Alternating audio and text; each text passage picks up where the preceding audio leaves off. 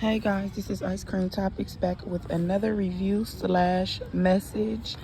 I'm here basically today because Maxie just did a TikTok about a time where she dated an NFL player, and she basically explained how he basically abused her in every type of way and made it hard for her after their relationship. So if you've been through that before and you can relate, I'm just gonna let you guys hear the message and sit back and listen to everything she had to say because it is mind-blowing.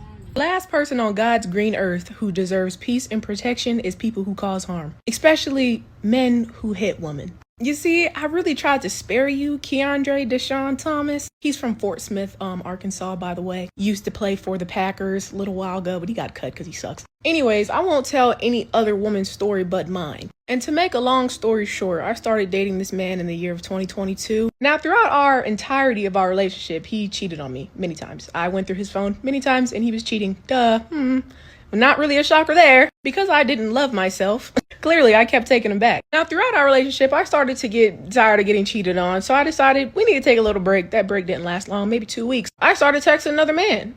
I don't see no harm in it. I don't see why not. You cheat on me during our relationship, we're on a break, I'm gonna text another nigga. So I did. When we got back together, he decided to go through my phone and find those messages of when I was talking to that guy, which I was still conversing with on a friendly manner, because he was so enraged that I was texting another man. How could I? How dare I? He slapped me out of my sleep with my phone in hand. I explained to him what was going on, and I was very apologetic because, you know what?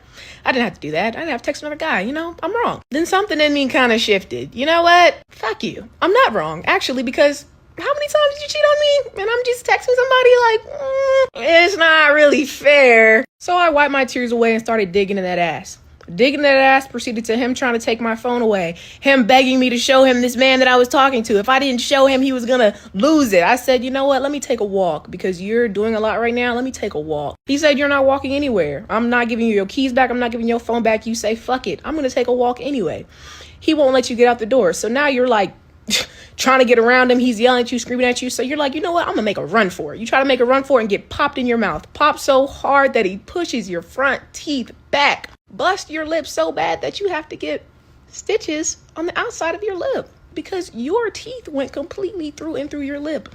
And please be aware, I didn't touch him. I didn't hit him. I didn't get in his face. Once he sees the amount of blood that is all over the carpets of the Airbnb and the damage that he's caused to my lip now, he's very apologetic. But you know what he does? Flees the scene. Yeah. I go to the hospital and I lie for him. I don't want him to lose his job. He's still in the NFL at this point. I don't want you to lose your job. You have a daughter to provide for.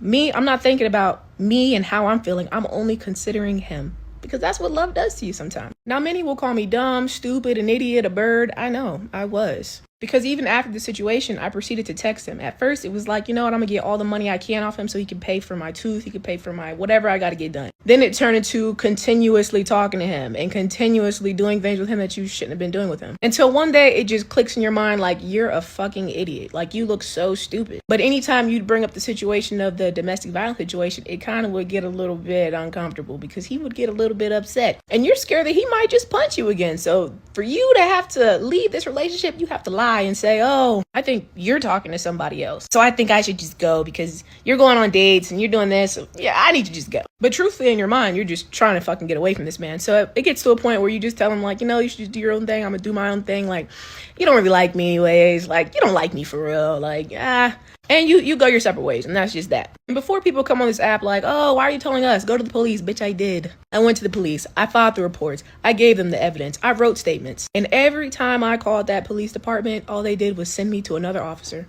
It got to the point where I called up there and they said, do you know how many domestic violence cases we get every day?